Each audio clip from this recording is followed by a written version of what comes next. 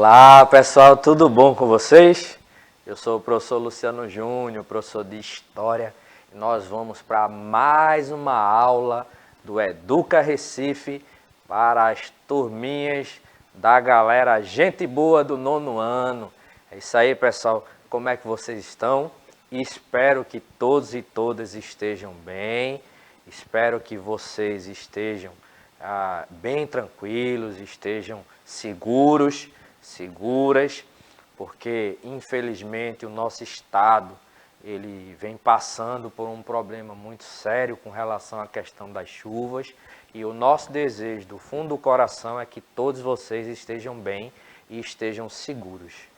Então, nesse sentido, a gente vai começar a nossa aula de hoje, aqui lembrando, inclusive, né, assim, se solidarizando com as pessoas que foram vitimadas aí por essas chuvas fortes que o nosso estado enfrentou, e lembrar, né, que muitos desses problemas que a gente termina evidenciando, né, no nosso dia a dia, infelizmente, são resultado, né, da ausência da aplicação de políticas públicas, né? Então, aí começar a nossa aula fazendo um apelo para os governantes do nosso estado para que tomem conta da população de uma forma mais organizada e observem, né, que a população ela tem as suas carências, né, tem as suas necessidades, e que a gente possa, né, a partir dessa tragédia, tirar uma lição importante, né, a lição de que existem problemas que a gente pode se antecipar e tentar resolvê-los antes que eles aconteçam. A gente sabe que no nosso estado, todo ano a gente enfrenta esse problema das chuvas. Então, nessa dinâmica, medidas preventivas, elas já ajudariam bastante nesse sentido, né? Então, dito isso, lembrar aí que, mais uma vez, né, a gente se solidariza com todas as vítimas, né, dessa questão, né, desse problema aí das chuvas no estado. E, dito isso, vamos para a nossa aula. Lembrar também que hoje nós contamos com a ajuda da Brielle, nossa intérprete de Libras, que está aqui no cantinho, ela aqui. Tchauzinho aí, Brielle, faz teu nome. E que nós contamos também, mais uma vez, com a ajuda dela, a poderosa, a magnânima, a estupefata, né, em sabedoria, professora Vanessa, nossa colega de trabalho. E aí, Ivan, tudo bom? Tudo bom, professor Luciano, tudo bem, pessoal? Bom, como o professor Luciano falou aí, né, a gente está passando por um momento realmente difícil, né, situação trágica aqui, que a nossa cidade, nosso estado, né, vivenciou e vivencia, ainda está, né, passando por esse momento aí muito difícil, de desafio, né, e a gente coloca toda a solidariedade aí para as pessoas que estão realmente nesse momento realmente complicado, né? Então, espero força, né? Desejo força para a gente seguir nessa luta. Também, né, que vocês estejam protegidos, seguros, com saúde, né? Que é o que mais importa nesse momento, tá bom? E vamos aqui, né, ter esse nosso momento aqui para estudar, para conhecer, construir esse horizonte aí de conhecimento, que é o que realmente liberta, né? Conhecimento é poder, conhecimento liberta, conhecimento deixa a gente engajado, né? Faz com que a gente lute também, né, por melhorias e tudo mais. Então, vamos lá e bons estudos para a gente. Dito isso, né, é só lembrar o seguinte: você está assistindo a nossa aula ao vivo agora, mas você pode assistir também a nossa aula por outros canais. Você pode, se você perder a aula de agora, essa aula vai ser reprisada mais tarde. Essa aula vai para o canal do Educa Recife no YouTube, e essa aula vocês podem acessar também pelo aplicativo do Educa Recife.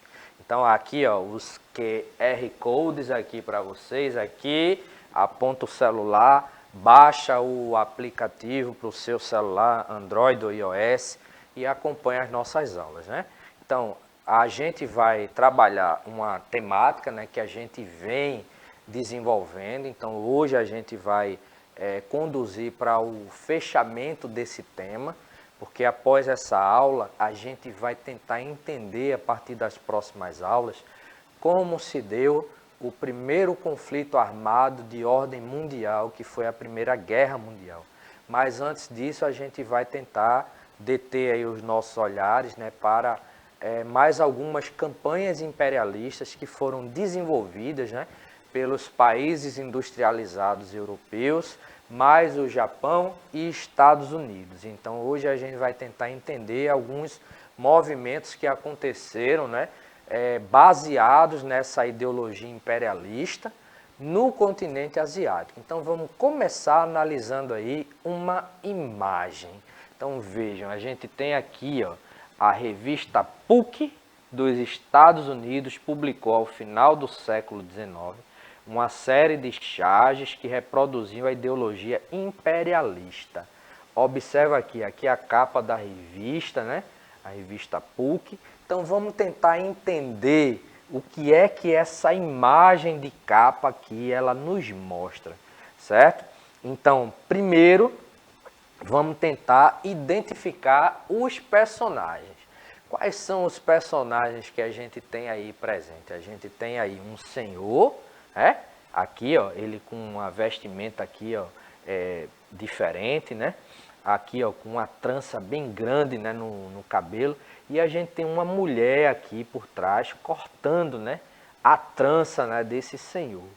Esse senhor aqui, ele representa, né, a China. Esse senhor é um chinês, né, ele está representando aí o país, né, a China.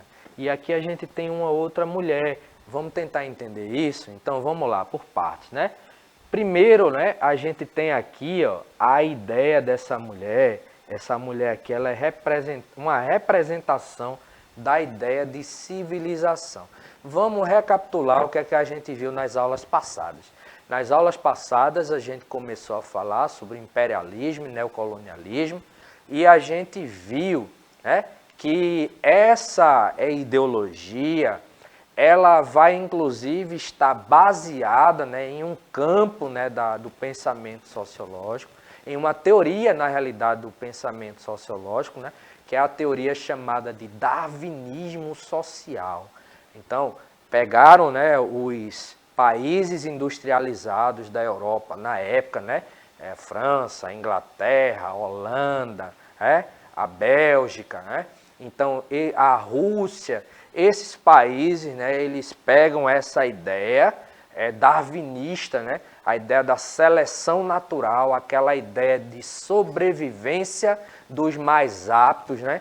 Então, uma determinada espécie que consegue se adaptar melhor ao meio, né, que a cerca, ela tem mais condições de sobreviver e passar adiante nessas características que lhe garantem a sobrevivência para os seus descendentes do que outras. Então, essa ideia, perdão, ela foi, pegaram essa ideia, né, e transpuseram para o campo das sociedades, dando a ideia de que aquelas sociedades, né, que evoluíram, aí, entre aspas, né, no sentido, né, do progresso tecnológico. Então, por exemplo, aí entram as nações industrializadas, né? Então, as nações que desenvolveram o automóvel, a eletricidade, né, o combustível à base do petróleo, né, os aviões, os navios, os motores, né, as indústrias. Então, tudo isso era considerado por essas nações como sinônimo de progresso. Então, essa ideia de progresso, ela foi um mote, né, utilizado por essas nações para empreender uma dominação sobre outros territórios.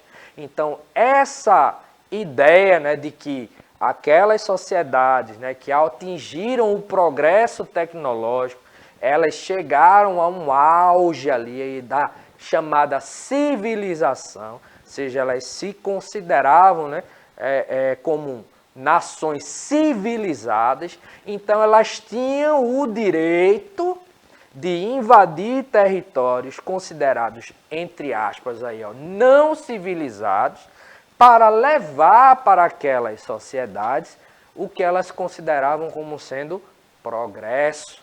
Só tem um detalhe aí, né, professora? Esqueceram de perguntar se a turma desejava isso, né? Exatamente. Então eles chegaram, né, essas nações, né, que a gente citou, mais Estados Unidos e Japão, chegaram a invadir territórios na África e na Ásia com a ideia de levar o progresso, levar a civilização para esses territórios que eles consideravam, né, não tão avançados, né, que consideravam que não eram tão civilizados, né?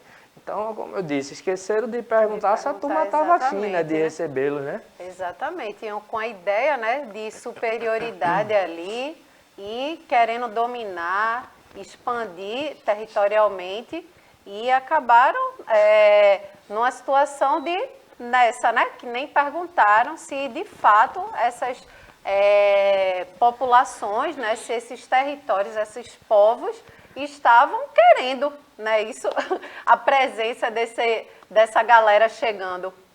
É verdade, né? E mais uma vez a gente passou pela frente da câmera da professora. Então, quem sabe, né, ao vivo, né? Ao vivo, né, esses movimentos aleatórios acontecem. Mas como a professora falou, né? Então, toda essa questão. E aqui, o que é que a gente traz? Esta mulher que está aqui, ó, ela vai exemplificar exatamente essa ideia de civilização. Então, vejam aqui, ó, uma coisa bem simples, né? Aqui, ó, ela está cortando o cabelo, né? Cabelo comprido, né?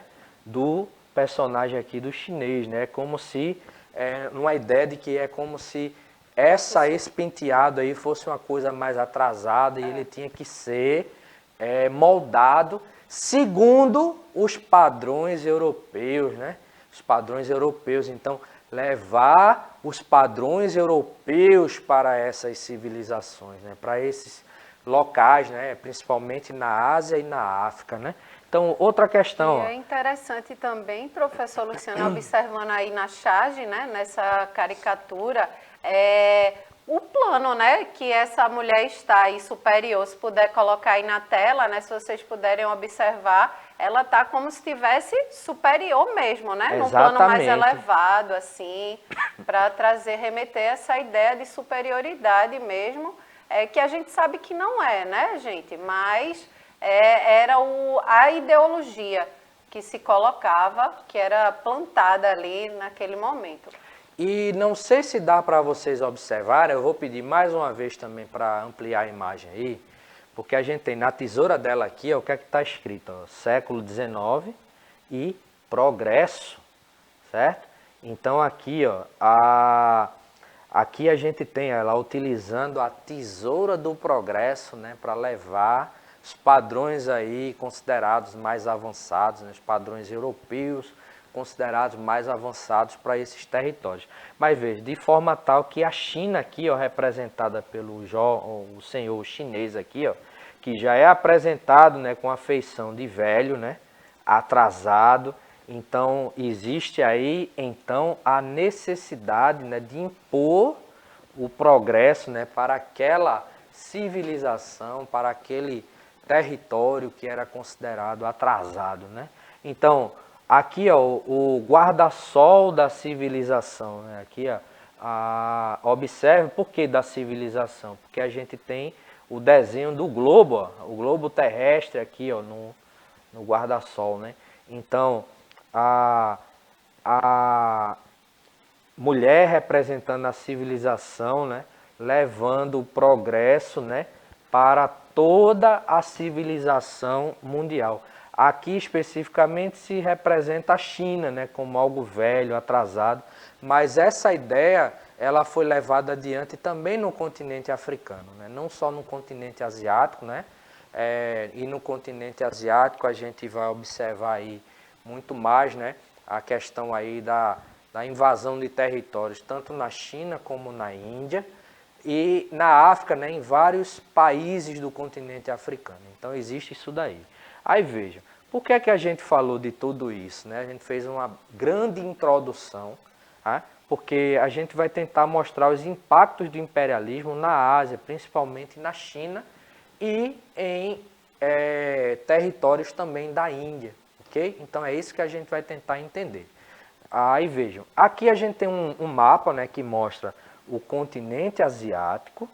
Então aqui no continente asiático a gente tem aqui, ó, em verde a China, aqui, ó, nesse azul aqui puxando para um roxo, né, lilás aqui, a Índia.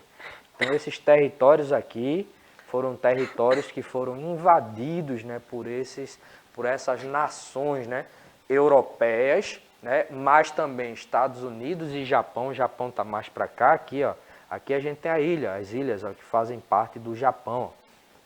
Então a gente tem, inclusive, as ilhas do Japão aqui representadas em verde, certo? Também como na China, porque esses dois países aqui, eles têm os seus antepassados ligados, inclusive, a uma cultura comum, né? Não somente a China, o Japão, mas a Coreia também. Então tem algumas raízes comuns ali que basta vocês voltarem às aulas, né, do sexto ano. Vocês terão lá nas aulas do sexto ano, inclusive do ano passado, né, tem uma aula específica lá sobre a civilização chinesa e sobre a civilização mongol, certo? Então, quando você pegar isso daí, você vai entender do que é que a gente está falando, certo? Então, vejam, perdão, a Ásia é o maior continente do planeta, veja. Então, aqui a gente tem alguns países, ó, que fazem parte, né, da Ásia. Por exemplo, aqui a gente mostrou a Índia, a China, a Arábia Saudita, aqui a Rússia, que é um caso emblemático, né, porque a Rússia ela está geograficamente no continente asiático, mas ela tem muito da sua cultura e da sua história ligada ao continente europeu. Então a gente tem aqui a Rússia e aqui é o Japão. Então aqui a gente tem alguns países importantes, né, do continente asiático. Então a gente vê, ó, uma área de 43.810.582 km², são 50 países, uma população que passa dos 4 bilhões, né, de 4 bilhões 715 milhões 732 528 mil.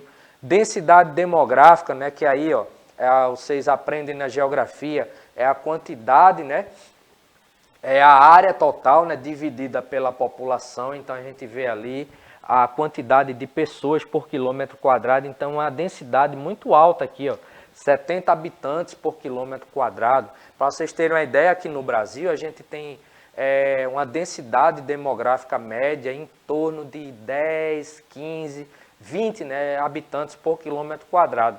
Vai mudar de região para região. Por exemplo, São Paulo, a densidade demográfica lá de São Paulo é de mais de 70 habitantes por quilômetro quadrado. Mas em compensação no Amazonas a gente tem uma densidade demográfica, às vezes em locais de 1 habitante por quilômetro quadrado.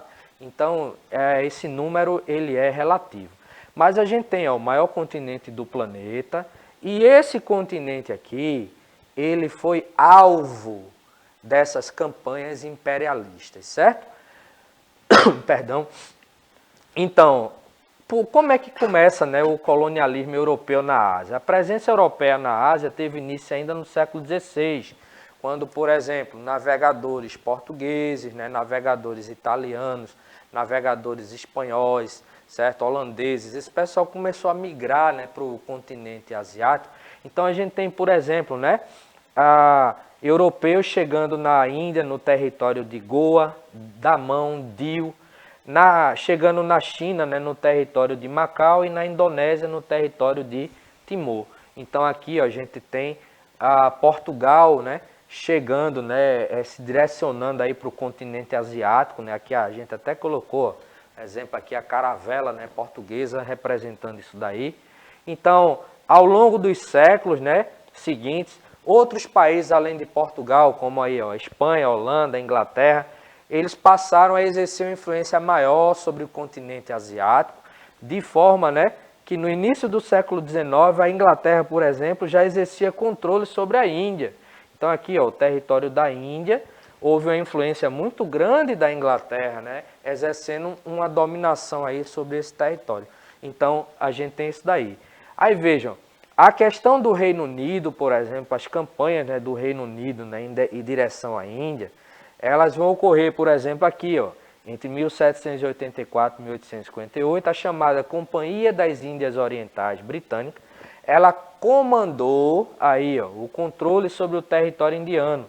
Na segunda metade do século XIX, chegou a ter um exército de nativos que chegou a 200 mil soldados, os chamados cipaios.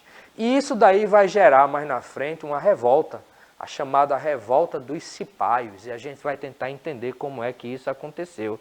Então vejam, os soldados indianos, né, esses soldados indianos, né, que eram os cipaios, em 1857, né, eles realizaram uma forte revolta contra os ingleses, que foi uma reação ao controle econômico e cultural dos britânicos. Por exemplo, para os indianos, a vaca, por exemplo, é considerada um animal sagrado.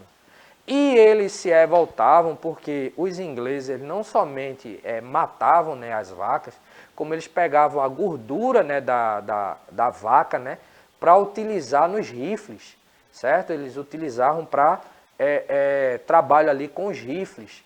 E o contato que os indianos, né, passaram a ter, né, com essa carne, né, do animal que eles consideravam sagrado, isso gerou uma revolta, né? Gerou um descontentamento. Mas o que a gente vai observar é que a Inglaterra, quando chega, né, no continente indiano, ela vai estabelecer ali uma indústria de tecidos que vai concorrer com a indústria de tecidos que era produzido na própria Índia, né? Então, eles produziam alguns tecidos e o tecido britânico ele era mais barato e levou as fábricas de tecidos da Índia naquele momento a um processo de falência, né, e de crise. Então, junta tudo isso aí, no momento em que os soldados, né, os cipaios, eles eram um número maior do que o número de soldados britânicos, eles iniciam ali uma revolta, né? Só que o que é que acontece? Vai vir a revolta e vai vir a reação. Então, em 1877, a Rainha Vitória, né, que governou entre 1837 e 1901, ela vai liderar também aí, né, uma reação contra esse pessoal e, inclusive, ela chega mais na frente a ser sagrada também, ó, como imperatriz da Índia. Em outras palavras, a Inglaterra vai tomar o território da Índia para si, ok? Então, isso é um exemplo, né, de como a influência desses países europeus sobre o continente asiático, ela foi se consolidando, né, com essas campanhas colonialistas, né? Outro local para onde o Reino Unido, né, a Inglaterra, ela direcionou os seus olhares foi para a China.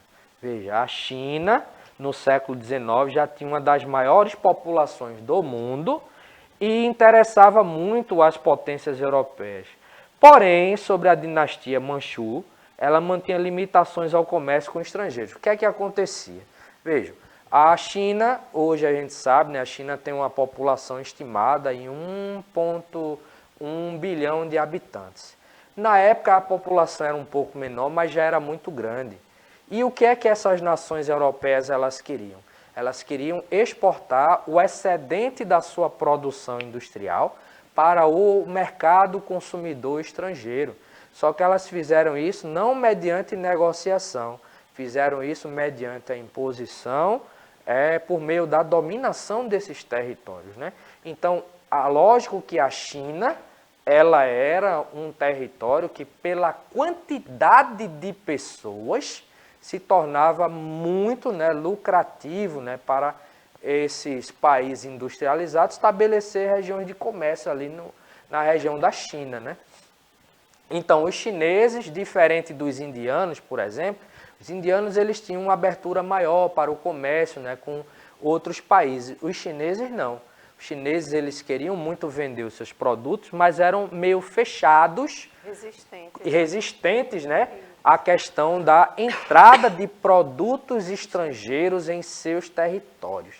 Isso pode ser visto como uma medida que a gente chama de protecionista, porque você trabalha ali no intuito de barrar a entrada de produtos estrangeiros para proteger a sua economia. Porém, o que é que a gente vai observar? A China era uma grande exportadora, né, de chá, de porcelana e de tecido, principalmente a seda. A seda, né, que é um tecido muito valioso, né, é um tecido considerado um tecido bem caro, né, porque a seda ela é produzida a partir do fio do casulo do bicho da seda. O bicho da seda é tipo uma larvazinha, né, que ele, a partir de um único fio, ele produz um casulo, onde ele entra naquele casulo e vai se transformar mais na frente em um tipo de mariposa. Então, os chineses pegavam, tinham criações, né, de bicho da seda, pegavam esses casulos, desenrolavam ali o fio todinho e usavam aqueles fios para produzir um tecido muito leve, né? É um tecido leve, resistente e valioso. Então, a China desenvolvia esses produtos, né? Mas aí chegou um momento em que os ingleses eles viram uma possibilidade de estabelecer uma relação comercial com a China, por meio da introdução do comércio do ópio. O ópio é considerado uma droga, porque o ópio, né, ele tem propriedades alucinógenas que com um consumo prolongado viciam. Então, eles começaram a levar carregamentos de ópio, né, para a China, só que a China começou a proibir, certo, isso daí. Então, veja, o ópio ele é feito a partir, né, da flor da papoula, né, que é essa flor aqui que a gente observa, né? Então, veja, o uso do ópio mascado, que se espalhou no Oriente, né, provoca euforia, ou seja, aquela animação, né, exacerbada, né, e seguida de um sono onírico. Então, o cara fica extremamente extasiado, aí depois ele se acalma e dorme ali, tranquilo, né? Então, o uso repetido conduz ao hábito, à dependência química, uma vez que é efetivamente um veneno estupefaciente. Essa é a palavra que eu queria utilizar para me referir à professora Vanessa, né? Nossa estupefaciente professora, né? Então, vejam só, nesse sentido, a gente vai aprendendo palavras novas também, né? E a gente quer usar essas palavras, né? Ou seja, um veneno estupefaciente, né? Ou seja, é assim aquela coisa que gera uma dependência, né, muito forte com o uso repetido. E os chineses começaram a proibir isso, mas aí os ingleses eles vão entrar num processo de imposição e isso vai gerar um conflito. Vejam, a medicina utiliza o ópio, assim como os alcaloides que ele contém, né? Ou seja, pronto, a morfina é extraída, né, por exemplo, a partir daqui do ópio, e a papaverina, né, como sonífero analgésico. Então, utiliza a morfina e aqui, ó, a papaverina para, por exemplo, antes de determinadas cirurgias, pode-se utilizar, ou depois, né, em determinadas situações onde a pessoa, por exemplo, a morfina ela é utilizada em pessoas que estão em estágios avançados de câncer, né, onde outras substâncias, né, elas não inibem a dor. Então, a morfina, ela trabalha, né, nesse sentido, né, altamente, né, analgésica, tem um poder analgésico muito grande. Então, vejam, ocorreram 2 guerras do ópio, certo? A Inglaterra defendendo o direito de seus comerciantes de venderem droga, é isso mesmo, Fofozinho. E o Fofozinho perguntando aqui, a Inglaterra está defendendo o direito de vender droga, né, para os chineses? E o que é que aconteceu com a vitória inglesa, né? Nas 2 guerras do ópio, a Inglaterra age, né, e manda, né, uma forte esquadra, né, que vai destruir a esquadra marinha ali chinesa. E a gente tem aí, ó, com o final da guerra do ópio, a ampliação da presença inglesa na China, com a abertura de alguns portos, e a ilha de Hong Kong foi cedida à Inglaterra, ok?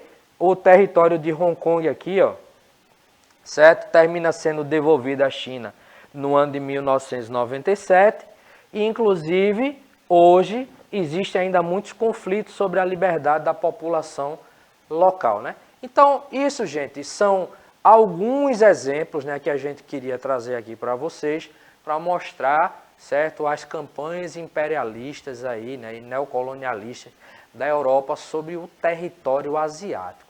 Na próxima aula, a gente vai começar a estudar um outro tema, a gente vai tentar entender que essas disputas imperialistas, elas chegaram a um grau de estresse tão grande que geraram o primeiro conflito mundial armado, né? Que foi o que a gente chama de Primeira Guerra Mundial. Espero que tenham gostado da aula. Valeu, Brielle. Brielle aqui, ó. Valeu. Tchauzinho. Muito obrigado. Valeu, professora. Valeu. É isso aí. É isso aí. É interessante, né, professor Luciano? Só rapidamente aqui dizer, né, que essa ânsia aí por conquista de território gera um ambiente de instabilidade, né? E aí vão ser coisas que a gente vai trabalhar em próximas aulas, né? A instabilidade política, econômica, enfim. Mas, spoiler aí, ó. A professora dando spoiler, né, professora? Exatamente. Então, pois é, gente. Um beijo e até a próxima aula. É isso aí, gente. Tchau, tchau. Até a próxima aula e eu fui.